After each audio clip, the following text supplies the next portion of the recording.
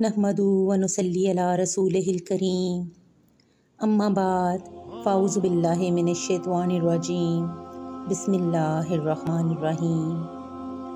मैं अपने channel Islamic knowledge में आपको खुश आमदीद कहती हूँ। मोअज़्ज़ज़ नाज़रीन व सामईन, मेरा आज का मौजू मियाँ वाली वाक़े से ताल्लुक़ रखता है, जिसने सारी मुस्लिम उम्मा को हला के रख दिया है और आज से 1400 साल पहले जो अरब मुआशरा था उसकी याद ताज़ा कर दी है। मुसलमानों के सर शर्म से झुक गए हैं कि हमारे नबी आकाए दो जहां हज़रत मोहम्मद सल्लल्लाहु अलैहि वसल्लम ने जो इस्लामी तालीमात हमारे लिए छोड़ी थीं, हम तो अभी भी उससे कोसों दूर हैं। इस्लाम से पहले कैसे अरब मुआशरा जहालत के अंधेरों में डूबा हुआ था। हर सू बुराई, जनाकारी, शराब नोशी का दौरा था। औरत की मुआशरे में कोई कदर मंजिलत और हैसियत नहीं थी। उसके साथ जिल्लत आमेज सलूक किया जाता था। बच्चियों को पैदा होते ही जिंदा दरगोर कर दिया जाता था। अरब लोग बेटियों को रहमत नहीं ज़हमत समझते थे। एक मर्द जितनी चाहता औरतों से शादी कर लेता, उन्हें कोई कानूनी हक हासिल न था।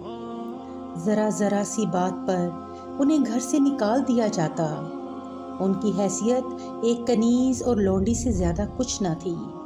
मोअज़्ज़ज़ सामईन, इस्लाम आया, दीन हक आया, बातिल का ख़ात्मा हुआ।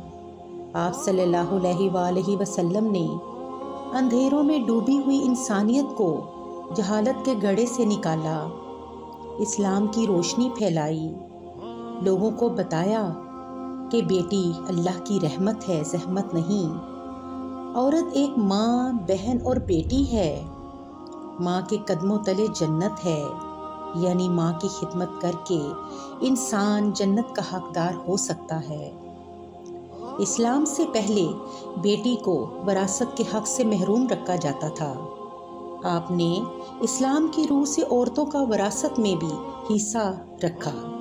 इरशाद नबवी है, जिस शख्स ने 2 लड़कियों की परवरिश की यहाँ तक कि वो जवान हो जाएं, तो वो क़यामत के रोज़ मेरे साथ इस तरह होगा जिस तरह शहादत और दरमियान की उंगली। सुभान अल्लाह।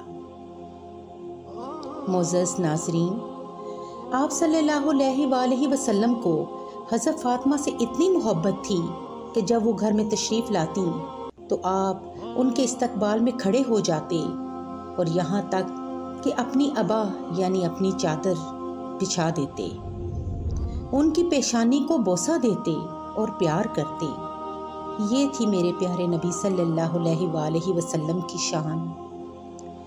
जो मुकाम औरत को इस्लाम ने दिया है, शायद ही किसी मज़हब ने दिया हो। एक बार एक सहाबी ने आपसे पूछा, या रसूल अल्लाह, मुझ पर सबसे ज़्यादा हक किसका है?